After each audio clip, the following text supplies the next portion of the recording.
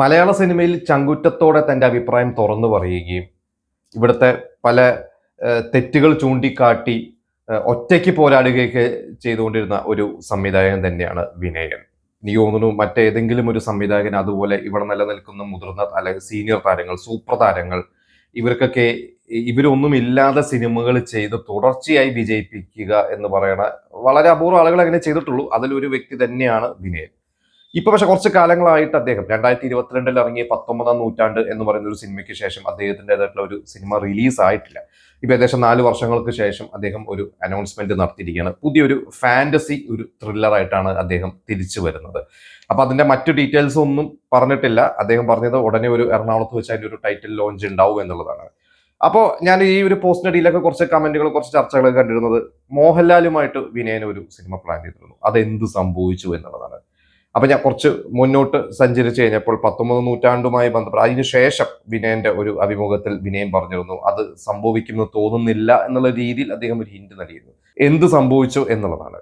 അപ്പൊ എന്തായാലും അതിനെക്കുറിച്ച് പറയുമ്പോൾ നമുക്ക് വിനയൻ എന്ന് പറയുന്ന സംവിധായകനെ കുറിച്ച് ജനറൽ ആയിട്ട് എനിക്ക് എന്റേതായ കുറച്ച് അഭിപ്രായങ്ങൾ പറയാം. അദ്ദേഹം ഒരു ഇലക്ട്രിസിറ്റി ഓഫീസർ, KCBയിലായിരുന്നു എഞ്ചിനീയർ ആയിരുന്നു അദ്ദേഹം. നാടകമൊക്കെ ആയിട്ട് ബന്ധപ്പെട്ട് പ്രവർത്തിച്ചിരുന്നു. അദ്ദേഹം സിനിമയോടുള്ള പാഷന്റെ പുറത്ത് അദ്ദേഹം ഒരു ചെറിയ സിനിമ പ്രൊഡ്യൂസ് ചെയ്തിട്ടാണ് അദ്ദേഹം വരുന്നത്. പക്ഷെ ആ ഒരു സിനിമ വലിയ ഗുണമൊന്നും കിട്ടിയില്ല. അതിനു മുമ്പ് എനിക്കൊന്നും അദ്ദേഹം പ്രേം നസീറിനൊക്കെ പോയി അഡ്വാൻസ് ഒക്കെ കൊടുത്തിട്ടൊക്കെ ഉണ്ടായിരുന്നു.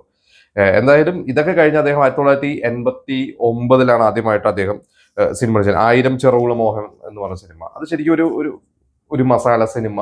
എനിക്ക് തോന്നുന്നു സുകുമാരൻ ഉണ്ട്, പിന്നെ അഭിലാഷ എന്ന് പറയുന്ന അന്നത്തെ ആദിപാപത്തിലൂടെയൊക്കെ വന്ന നായിക, ഇവരൊക്കെയായിരുന്നു.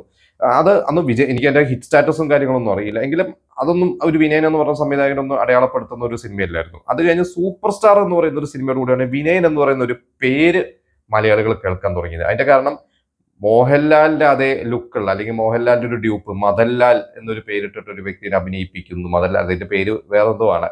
മദൻലാലിനെ അഭിനയിപ്പിക്കുന്നു. 1990 സിനിമ ഇറങ്ങുന്നത്. ആ സിനിമ പക്ഷെ അന്ന് പരാജയമായിരുന്നു. പക്ഷെ ഈ പറയുന്ന മോഹൻലാൽ ഫാൻസ് അവര് എതിരഭിപ്രായം പറയുകയും എന്തായാലും അന്ന് മാഗസീൻസിലായാലും സിനിമാ ലോകത്തൊരു ചർച്ച ഉണ്ടായിരുന്നു. അതിൽ ജഗദീഷും ജഗതിയും കുതിരട്ടമൊപ്പം ഇവർ ഒരുപാട് പേര് ആ സിനിമയിൽ അഭിനയിച്ചിട്ടുണ്ട്. ഇത് കഴിഞ്ഞ് 1-2 സിനിമകൾ കൂടി അദ്ദേഹം ചെയ്തു. ഒക്കെ ചെറിയ സിനിമകളായിരുന്നു. കന്യാകുമാരിയിൽ കവിത എന്ന് പറയുന്ന സിനിമ, പിന്നെ കുഞ്ഞിക്കുരുവി എന്ന സിനിമ. പക്ഷെ ഇതൊന്നും അങ്ങനെ ഒരു ബോക്സ് ഓഫീസിൽ വിളിക്കുന്ന സിനിമ, ഒരു C കാറ്റഗറിയിൽ പെടുന്ന ഒരു സിനിമകളായിട്ടായിരുന്നു അന്ന് അങ്ങനെ പോരുന്നത്. ഇത് കഴിഞ്ഞിട്ടാണ് ഷിപ്പായി ലഹള എന്ന് പറയുന്ന ഒരു സിനിമ അദ്ദേഹം ചെയ്യുന്നത്.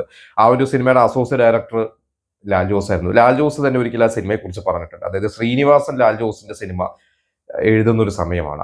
ഇവര് കഥ ആലോചിക്കുന്ന സമയം. ലാൽ ജോസിന്റെ ആദ്യത്തെ സിനിമ മറവത്തൂർ കനവ്, ഇതിന്റെ ഒരു ചർച്ച നടക്കുന്ന സമയത്താണ് ഒരു ദിവസം ശ്രീനിവാസൻ ലാൽ ജോസിനെ വിളിച്ചിട്ട് പറയണത്, ഞാൻ ഇങ്ങനെ ഒരു സിനിമ ചെയ്യാൻ പോവാണ്, ലാലു അതിൽ അസോസിയേറ്റ് ആയിട്ട് വരണം, നമുക്ക് അവിടെ ഇരുന്ന് നമ്മുടെ സിനിമയുടെ ചർച്ച നടത്താം എന്നാണ് പറഞ്ഞത്. അത് വിനയൻ എന്ന സംവിധായകന്റെ സിനിമയാണ്. അപ്പൊ ലാൽ ജോസൻ പറഞ്ഞു വിനയന് ശ്രീനിവാസൻ സ്ക്രിപ്റ്റ് കൊടുക്കുകയോ, വിനയൻ എന്ന് പറഞ്ഞ വ്യക്തി അന്നൊരു മെയിൻ സ്ട്രീം സിനിമ ചെയ്തിട്ടുള്ളതല്ല, പക്ഷെ എന്തോ ഒരു ബന്ധം അവർ തമ്മിൽ ഉടലെടുത്തു. അങ്ങനെ ശ്രീനിവാസൻ ഇദ്ദേഹത്തിന് സ്ക്രിപ്റ്റ് കൊടുക്കുന്നു. എനിക്കൊണ്ട് അദ്ദേഹത്തിന്റെ കഥ തന്നെയാണ് ശിപ്പായി ലഹള. ശിപ്പായി ലഹള ഭയങ്കര ഹിറ്റായി.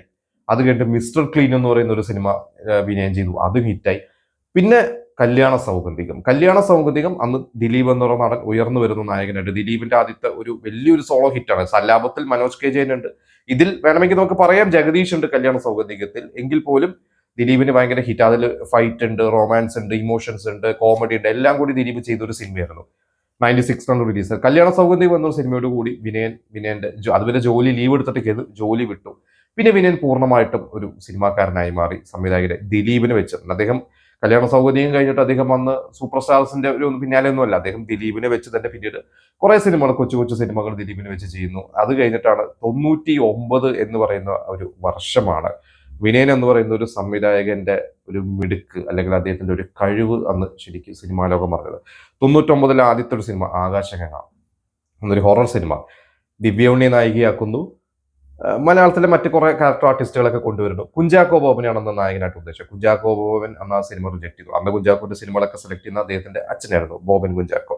കുറെ സിനിമകൾ കുഞ്ചാക്കോനെ ഒന്ന് റിജക്ട് ചെയ്തതിൽ ഒരു സിനിമയെന്ന് ആകാശഗംഗ. കുഞ്ചാക്കോനെ അത് റിജക്ട് ചെയ്തപ്പോൾ പുതുമുഖമായ അന്ന് എനിക്ക് ആൽബങ്ങളൊക്കെ ചെയ്ത് നടക്കുന്ന റിയാസ് എന്ന് പറയുന്ന നടനെ അദ്ദേഹം അഭിനയിപ്പിക്കുന്നു. ആ സിനിമ മെഗാ ഹിറ്റ് ആവുന്നു. വിനയൻ തന്നെയാണ് പ്രൊഡ്യൂസ് ചെയ്തത്. അന്ന് ആ സിനിമയ്ക്ക് വിനയന് കോടികൾ ലാഭം കിട്ടി.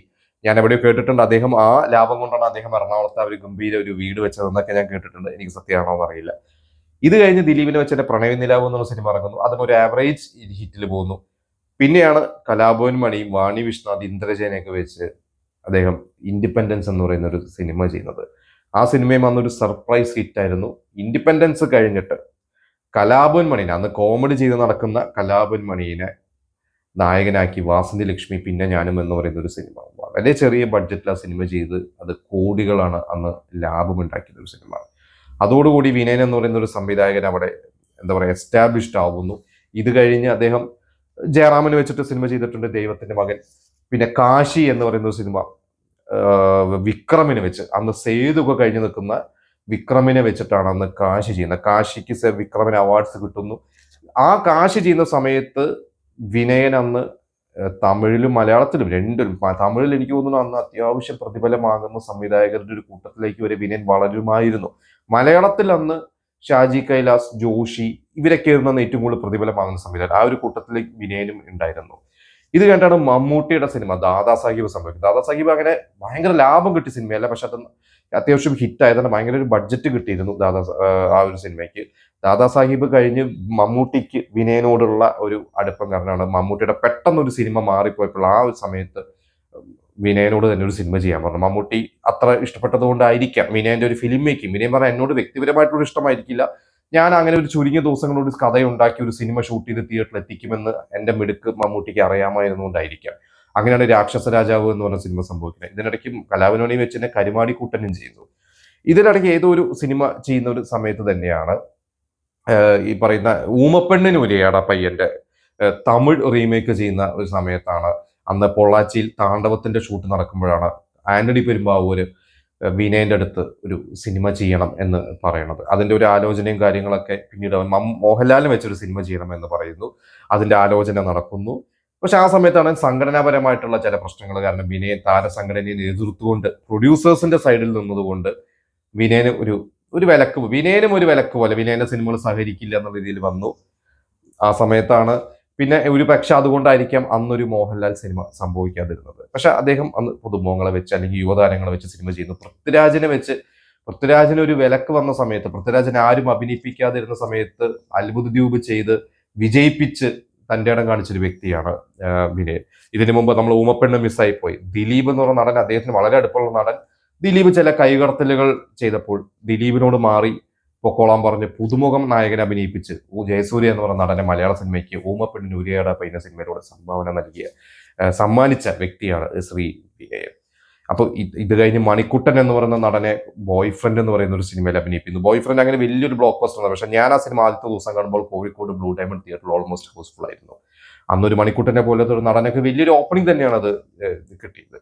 ഇത് കഴിഞ്ഞ് സുരേഷ് ഗോപി വെച്ച് സിനിമകൾ ചെയ്തിട്ടുണ്ട്. പക്ഷെ ഇത് കണ്ടാണ് നമുക്കറിയാം വീണ്ടും സംഘടനയിലെ വലിയ പ്രശ്നങ്ങൾ സംഭവിക്കുമ്പോൾ മാക്ടൈലകത്തുള്ള ഡയറക്ടേഴ്സ് യൂണിയൻ സ്പ്ലിറ്റ് ആവുകയും മാക്ടൈലെ ടെക്നീഷ്യൻസ് അവരെല്ലാം സ്പ്ലിറ്റായി ഫെഫ്ക എന്ന് പറഞ്ഞ സംഘടന രൂപീകരിക്കപ്പെടുന്നതൊക്കെ പിന്നീടാണ്. വിനയൻ എന്ന് പറഞ്ഞ അദ്ദേഹത്തിന്റെ കുറെ വർഷങ്ങൾ അദ്ദേഹത്തിന് നഷ്ടപ്പെട്ടു. അദ്ദേഹത്തിന് യക്ഷിയും ഞാനും, ഡ്രാക്കുള, രഘുവിന്റെ സ്വന്തം ഈ സിനിമകളൊക്കെ അദ്ദേഹം വിജയിപ്പിച്ചു. പക്ഷെ അദ്ദേഹത്തിന് ഒരു വലിയ നല്ല സിനിമകൾ ചെയ്യാൻ, ഒരു സുപ്രധാരക സിനിമകളൊന്നും ചെയ്യാൻ സാധിച്ചില്ല. നമുക്കറിയാം അദ്ദേഹത്തിന്റെ കഴിഞ്ഞുപോയ അല്ലെങ്കിൽ വാസന്തി ലക്ഷ്മി, കരുമാടിക്കുട്ടനൊക്കെ പോലത്തെ സിനിമകൾ വെച്ച് നോക്കുമ്പോൾ യക്ഷിയും ഞാനും പോലത്തെ സിനിമകളൊന്നും അദ്ദേഹത്തിന്റെ സിനിമകളുടെ ഒരു ക്വാളിറ്റി അല്ലായിരുന്നു. ഇതെല്ലാം കണ്ടാണ് അദ്ദേഹം ചാലക്കുടിക്കാരൻ ചങ്ങാതി എന്ന സിനിമയിലൂടെ അദ്ദേഹം തിരിച്ചു വന്നത്. ആ സിനിമ സൂപ്പർ ഹിറ്റായി. ഇത് കഴിഞ്ഞിട്ടാണ് അദ്ദേഹം മോഹൻലാലുമായി ഒരു സിനിമ ചെയ്യുന്നു എന്ന് പറഞ്ഞൊരു അനൗൺസ്മെന്റ് വന്നു. മോഹൻലാലിന്റെ കൂടെ നിൽക്കുന്ന ഒരു ഫോട്ടോ അന്ന് സോഷ്യൽ മീഡിയയിൽ പോസ്റ്റ്. 2018 അത് സംഭവിക്കുന്നതെന്നാണ് എന്റെ ഓർമ്മ. ഇത് കഴിഞ്ഞിട്ട് 18 or 19 ഇത് കഴിഞ്ഞിട്ടാണ് അദ്ദേഹം തന്നെ പറഞ്ഞത് ഞാൻ മോഹൻലാലിനെ വെച്ച് നല്ലൊരു കഥ. അപ്പൊ മോഹൻലാൽ പറഞ്ഞത് കരുമാടിക്കുട്ടനൊക്കെ പോലത്തെ ഒരു കഥ ആലോചിക്കാൻ പറഞ്ഞപ്പോഴാണ് അദ്ദേഹം പറഞ്ഞത് ഇല്ല, ഞാൻ മോഹൻലാലിനെ വെച്ചൊരു മാസ് സിനിമയാണ് ഞാൻ ആലോചിക്കുന്നത്, ഞാൻ അതിന്റെ എഴുത്തിലാണ് എന്നൊക്കെ അദ്ദേഹം പറഞ്ഞിരുന്നു. ഇത് കഴിഞ്ഞ് ആകാശഗംഗ 2 സംഭവിക്കുന്നു. പക്ഷെ ആ സിനിമ അദ്ദേഹത്തിന് നഷ്ടമൊന്നും വന്നില്ല, കാരണം സാറ്റലൈറ്റ് മറ്റു കാര്യങ്ങളൊക്കെ ഉള്ളതുകൊണ്ട് അത് വിറ്റുപോയി. തിയേറ്ററിൽ അത് ഫ്ലോപ്പായിരുന്നു. ഇത് കഴിഞ്ഞ് ഒരു ഹിറ്റിന് വേണ്ടിയാണ് അദ്ദേഹം 19ാം നൂറ്റാണ്ട് ചെയ്യുന്നത്. അന്ന് ഞാൻ സിനിമയ്ക്കകത്തുള്ള ചില സുഹൃത്തുക്കൾ പറഞ്ഞറിഞ്ഞത് മോഹൻലാലിനെ വെച്ചൊരു സിനിമ അദ്ദേഹം ചെയ്യാൻ പോകണം. അപ്പൊ ആകാശഗംഗയുടെ ക്ഷീണം മാറ്റാൻ, ആകാശഗംഗ 2ന്റെ ക്ഷീണം മാറ്റാൻ 19ാം നൂറ്റാണ്ട് പോലത്തെ ഒരു വലിയൊരു സിനിമ ചെയ്ത് പ്രൂവ് ചെയ്യാൻ പോകണം. ഗോകുലം ഗോപാലൻ ഫണ്ട് ചെയ്തു. നല്ല സിനിമയായിരുന്നു.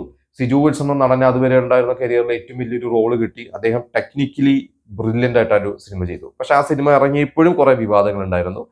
ചലച്ചിത്ര അക്കാദമിയിൽ അന്ന് ചെയർമാനായിരുന്ന രഞ്ജിത്ത് ഇടപെട്ട് ആ ഒരു സിനിമയ്ക്ക് അവാർഡ്സ് ഒന്നും കൊടുക്കരുത് എന്നൊക്കെ പറഞ്ഞ് കുറെ പ്രശ്നങ്ങൾ ഉണ്ടാക്കി. പക്ഷെ ഏകദേശം 3ഓളം അവാർഡുകൾ ആ സിനിമയ്ക്ക് കിട്ടിയിട്ടുണ്ടായിരുന്നു. പക്ഷെ അത് കഴിഞ്ഞിട്ട് മോഹൻലാൽ സിനിമ സംഭവിച്ചില്ല. 19 നൂറ്റാണ്ട് അദ്ദേഹം അത് ബഡ്ജറ്റ് കൂടി പോയതുകൊണ്ട് അങ്ങനെ വലിയൊരു ബ്ലോക്ക് ബസ്റ്റർ ഒന്നും ആയില്ലെങ്കിലും തരക്കേടില്ലാതെ ഓടിയൊരു സിനിമയാണ്. വിനയൻ സംവിധായകൻ ഒന്ന് ഒന്ന് ഒന്ന് മോശമല്ല എന്ന് തോന്നിച്ച ടെക്നിക്കലി നന്നായിട്ട് അദ്ദേഹം ചെയ്ത ഒരു സിനിമയാണ്. ഒരുപാട് കുറ്റങ്ങളുണ്ട് സിനിമയിലെ, ഫ്ലോസ് ഒരുപാടുണ്ട്. പക്ഷെ അത് കഴിഞ്ഞിട്ട് എന്തുകൊണ്ട് മോഹൻലാൽ സിനിമ സംഭവിച്ചില്ല? ഇപ്പോൾ അദ്ദേഹം വീണ്ടും വരുന്നത് ഒരു പുതുമുഖ സിനിമയാണ്. എനിക്കൂടെ അതിശയൻ പോലെ ഒരു സിനിമയാണ്. ഇതിനിടയ്ക്ക് അദ്ദേഹം തന്നെ പറഞ്ഞിട്ടുണ്ട് മോഹൻലാലിന്റെ സിനിമ വീണ്ടും ഈ പറയുന്ന അത് അദ്ദേഹം ഉന്നം വെച്ചിട്ടുള്ളത് ബി ഉണ്ണികൃഷ്ണനെയാണ് എന്നുള്ള രീതിയിലൊക്കെ ഞാൻ കമന്റുകളുണ്ടോ അറിയില്ല. കാരണം എന്നും ഇവർ രണ്ടുപേരും രണ്ട് ധ്രുവങ്ങളിലാണ്. അന്ന് അദ്ദേഹം പറഞ്ഞത് മോഹൻലാൽ സിനിമയിൽ സംഭവിക്കാൻ സാധ്യതയില്ല എന്നുള്ളതാണ്. അദ്ദേഹം മോഹൻലാലും മമ്മൂട്ടിയായിട്ടും വീണ്ടും നല്ല സൗഹൃദത്തിലായതാണ്. കാരണം മമ്മൂട്ടിയാണ് വിനയനെ ഇനി വിലക്കണ്ട എന്നുള്ള രീതിയിൽ സംഘടനയിൽ പറഞ്ഞത് എന്ന് വിനയൻ വരെ പറഞ്ഞിട്ടുണ്ട്. മമ്മൂട്ടിയോട് അദ്ദേഹം നന്ദി പറഞ്ഞിട്ടുണ്ട്. പിന്നെ 19 നൂറ്റാണ്ട് സിനിമയിൽ എൻഡ് ക്രെഡിറ്റ്സ് അതുപോലെ തന്നെ തുടക്കം രണ്ട് വോയിസ് കൊടുത്തത് മോഹൻലാലും മമ്മൂട്ടിയും ആയിരുന്നു. അപ്പോൾ അത് ഗോകുലം ഗോപാലൻ പോലും അറിയാതെ ചെയ്തു. എന്നോടുള്ള ബന്ധത്തിന്റെ പുറത്ത് മമ്മൂട്ടി മോഹൻലാലും വന്നു എന്നാണ് അദ്ദേഹം പറഞ്ഞത്. അപ്പൊ ഇതൊക്കെ കണ്ടു കഴിഞ്ഞപ്പോൾ എല്ലാവരും വിചാരിച്ചാണ് ഇനി അടുത്തത് ഒരു മമ്മൂട്ടി മോഹൻലാൽ സിനിമ സംഭവിക്കും എന്നുള്ളത്. പക്ഷെ അതൊന്നും സംഭവിക്കാതെ വീണ്ടും അദ്ദേഹം പുതുമുഖ സിനിമകളാണ് ചെയ്തുകൊണ്ടിരിക്കുന്നത്. അപ്പൊ ഇപ്പോഴും ഇനി അദ്ദേഹത്തിന് ഒരു വിലക്കുണ്ടോ? അതായത് മോഹൻലാലിന്റെ ഉള്ളിൽ വീണ്ടും വിനയനോടുള്ള ഒരു ഇഷ്ടക്കേട് ആരെങ്കിലും കുത്തിവെച്ചതാണോ എന്നുള്ളതൊക്കെയാണ് ഇപ്പോൾ ആളുകൾ വീണ്ടും ചർച്ച ചെയ്യുന്നത്. അപ്പോൾ അറിയില്ല. എന്തായാലും മോഹൻലാൽ വീണ്ടും നമുക്കറിയാം അദ്ദേഹം വീണ്ടും നല്ല നല്ല സിനിമകൾ അദ്ദേഹം ചെയ്യുന്നുണ്ട്. എല്ലാ വർഷവും അദ്ദേഹം നല്ല നല്ല ഹിറ്റുകൾ കൊടുത്തുകൊണ്ടിരിക്കുന്നത്. അപ്പൊ വിനയനുമായിട്ട് ഒരു സിനിമ ഒരു പക്ഷെ നല്ലൊരു സിനിമ, നല്ലൊരു സ്ക്രിപ്റ്റും നല്ല ഒരു ടെക്നീഷ്യൻസും നല്ല താരനിരയും കിട്ടിക്കഴിഞ്ഞാൽ വിനയൻ ഇപ്പോഴും അദ്ദേഹം നല്ലൊരു ടെക്നീഷ്യൻ ആണെന്നാണ് ഞാൻ വിശ്വസിക്കുന്നത്. അപ്പൊ അതുകൊണ്ട് എന്തായാലും വിനയൻ എന്ന സംവിധായകൻ മോഹൻലാലുമായിട്ടുള്ള പ്രശ്നങ്ങൾ സോൾവ് ചെയ്തിട്ടുണ്ടെങ്കിൽ ഒരു ഒന്നിക്കട്ടെ. ഇനി അതല്ല, അവർ തമ്മിൽ ഇപ്പോൾ ഒരു പ്രശ്നങ്ങളുണ്ടെങ്കിൽ അതെല്ലാം സോൾവ് ചെയ്യാൻ പറ്റട്ടെ എന്ന് ഞാൻ ആശംസിക്കുന്നു.